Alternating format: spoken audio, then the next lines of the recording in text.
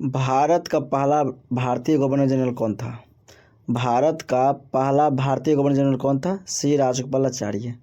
Next question में देखने वाले 2, भारत और पाकिस्तान विभाजन के लिए किस योजना का सहारा लिया गया था? माउंटबेटन योजना।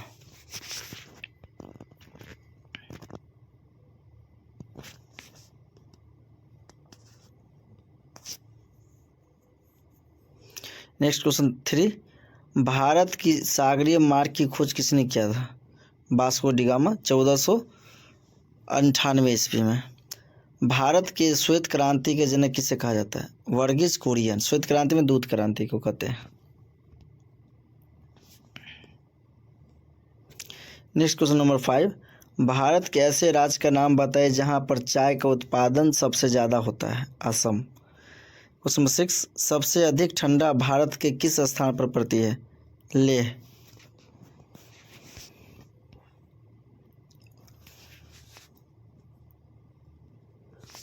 नेक्स्ट क्वेश्चन नंबर 7, किस शहर में भारत का जंतर मंतर स्थित है? दिल्ली। चावल का सबसे अधिक उत्पादक भारत के किस राज्य में किया जाता है? पश्चिम बंगाल।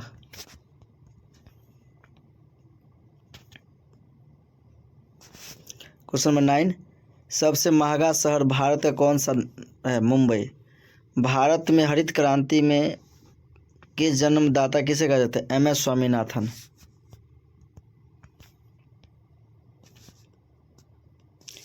नेक्स्ट क्वेश्चन नंबर 11, सबसे बड़ा विश्व का महाद्वीपीय कौन सा है? एशिया महाद्वीप।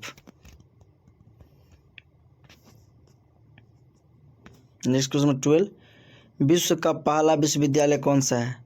तक्षशिला विश्वविद्यालय।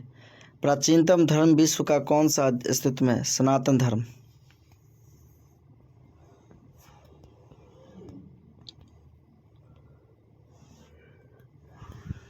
नेक्स्ट क्वेश्चन नंबर 14, विश्व का पहला छपाई मुद्रा जारी करने वाला देश कौन सा है? चाइना। चीन। विश्व के उस पहले नगर का नाम बताएं जिस पर परमाणु बम गिरा था? हिरोशिमा। हिरोशिमा कहाँ है? जापान में। क्वेश्चन नंबर 16, पहली किताब जीतने वाला विश्व का कौन सा देश था? चीन। विश्व की पहली महिला प्रधानमंत्री कब बताई गई? एस भंडारनायक लांका।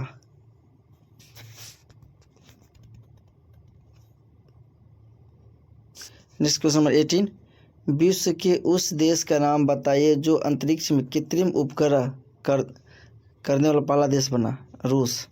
मतलब पहला कृत्रिम उपग्रह बनाने वाला देश कौन था? रसिया यानी रूस। नेक्स्ट क्वेश्चन 19, विश्व के उस व्यक्ति का नाम बताएं जो अंतरिक्ष में पहली बार गए थे? Major Yuri Gagarin. Next question number 20, विश्व के उस व्यक्ति का नाम बताइए जिसने सबसे पहले वायुयान से उड़ना हवाई भरा था? राइट बंधु। उस नदी किनारे का नाम बताइए जहां पर हड़प्पा स्थित है? रावी नदी। नेक्स्ट क्वेश्चन 22, कालीबंगन किस राज्य में स्थित है? राजस्थान। हड़प्पा सभ्यता को किस युग के नाम से जाना जाता है? कंस्य युग। क्वेश्चन 24, किस धातु का ज्ञान बिंदु सिंधु घाटी के निवासियों को नहीं था? लोहा, सोना और तांबा, चांदी।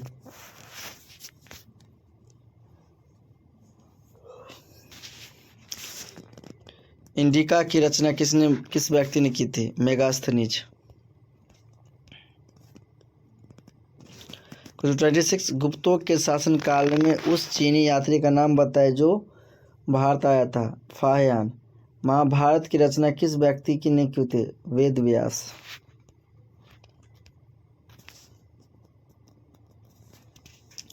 नेक्स्ट क्वेश्चन नंबर 28, महाभारत का युद्ध कितने दिनों तक चला था? 18 दिन तक। कुरुवंश का राजधानी किस जगह पर माना जाता है? हस्तिनापुर।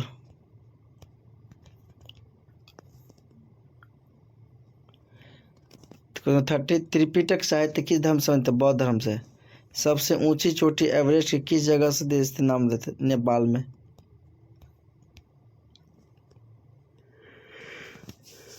क्वेश्चन नंबर 32, किस प्रकार का हिमालय का पूर्ण उदाहरण है?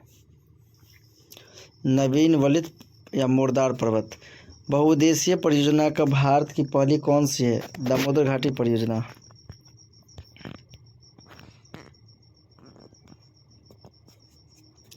तो 34,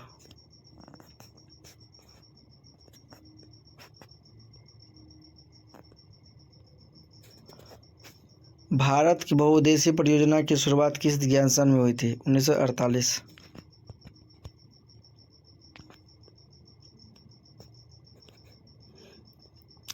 सबसे चौड़ी नदी भारत की कौन सी नदी है? ब्रह्मपुत्र। गर्मी के दिनों में असम राज्य में चलने वाली सबसे तेज हवा का क्या कहलाता है? नॉर्वेस्टर।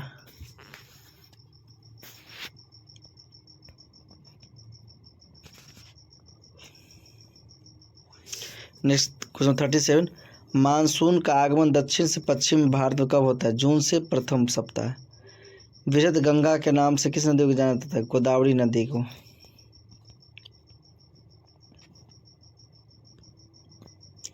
पश्चिम तट को भारत में क्या कहा जाता है? सह्याद्री। अंडमान निकोबार को किस नाम से जाना जाता है?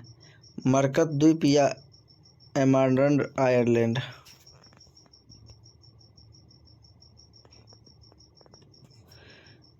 उस व्यक्ति का नाम बताइए जिसने दार्शनिक तथा सिद्धांतों को इम्पोर्टेंट ऑब्जेक्टिव क्वेश्चन के बारे में बताएंगे, ठीक है।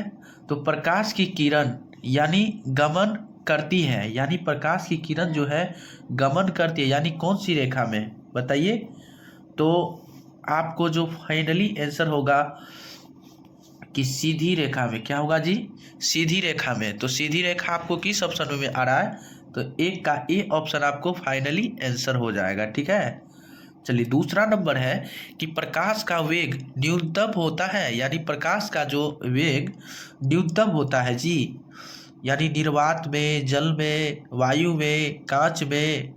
बताइए कि क्या होगा इसका फाइनली आंसर न्यूनतम जो होगा वो कांच ही होगा। क्या होगा जी? कांच। यानी 2 का डी फॉर डॉग, यानी D for dog, D option आपको फाइनली आंसर हो जाएगा, ठीक है। तो आप लोग इसे सब्सक्राइब कीजिए, लाइक कर लीजिए, ताकि जब जब लाइव क्लास आऊँ तो आप लोग को भी ज़रूर मिल सके, ठीक है ना। तो चलिए आप लोग बने रहिए। चलिए 3 नंबर क्वेश्चन है कि मोटर गाड़ी के चालक के सामने लगा रहता है, यानी मोटर गाड़ी के चालक के सामने यानी लगा रहता है, यानी कौन सा दर्पण लगा रहता है? यानी समतल दर्पण लगल रहता है कि उत्तल दर्पण लगल रहता है कि अवतल दर्पण लगल रहता है कि उत्तल लेंस लगल रहता है? बताइए। तो इसका जो फाइनली आंसर हो जाएगा 3 का आपको उत्तल दर्पण। क्या हो जाएगा? उत्तल दर्पण लगा रहता है। मोटर गाड़ी के चालक के सामने कौन सा दर्पण लगा रहता है जी? उत्तल दर्पण, ठीक है। यानी 3 के बी ऑप्शन आपको फाइनली आंसर हो जाएगा। चलिए अगला नंबर क्वेश्चन है जी 4 का कि मोटर कार के हेडलाइट, यानी हेडलाइट में किसका प्रयोग होता है? यानी समतल दर्पण का या उत्तल दर्पण का या अवतल दर्पण का या उत्तल लेंस का?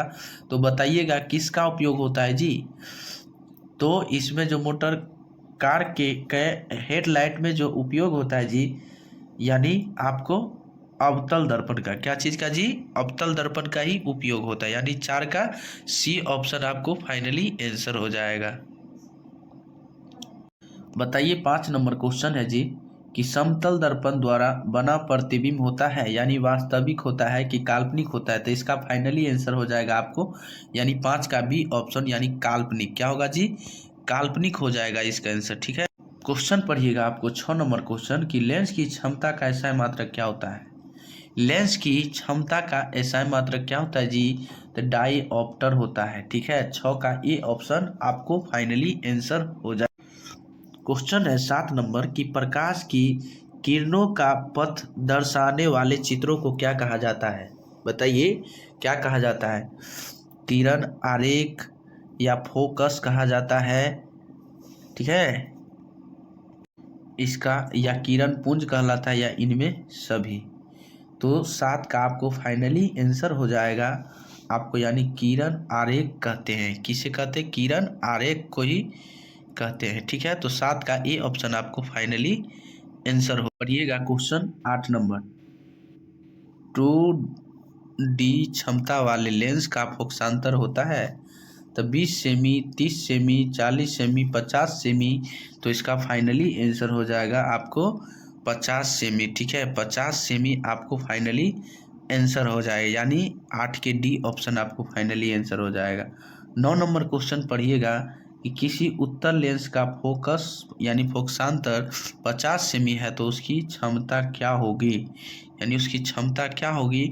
तो बता +50 डायोप्टर होगा कि +-5 डायोप्टर होगा कि -2 डायोप्टर होगा कि +2 डायोप्टर होगा। तो इसका फाइनली आंसर जो हो जाएगा जी, मोस्ट इम्पोर्टेंट क्वेश्चन है, इसका फाइनली आंसर हो जाएगा डी, यानी 9 का डी ऑप्शन आपको फाइनली आंसर हो जाएगा, +2 डायोप्टर। ठीक है, चलिए तो ध्यान दीजिएगा, क्वेश्चन पे ध्यान दीजिएगा मेरे प्यारे भाई और बंधु।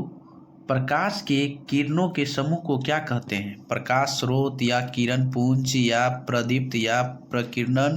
तो आप बताइएगा, इसका फाइनली आंसर हो जाएगा 10 का बी ऑप्शन, यानी प्रकाश की किरणों के समूह को किरण पुंज कहते हैं। क्या कहते हैं जी? किरण पुंज। तो 10 का बी ऑप्शन आपको फाइनली आंसर हो जाएगा। ठीक है, चलिए बताइएगा, आपका क्वेश्चन है 11 नंबर क्वेश्चन है कि उत्तल लेंस की क्षमता होती है या ऋणात्मक होती है या धनात्मक होती है या ए और बी दोनों या डी ऑप्शन में इनमें से कोई नहीं। तो बताइएगा, 11 का मोस्ट इम्पोर्टेंट क्वेश्चन हो जाएगा आपको, यानी धनात्मक होता है। ठीक है, यानी 11 का बी ऑप्शन आपको फाइनली आंसर हो जाएगा, 11 का बी ऑप्शन आपको फाइनली आंसर हो जाएगा। ठीक है, तो चलिए अगला नंबर क्वेश्चन पे ध्यान दीजिएगा।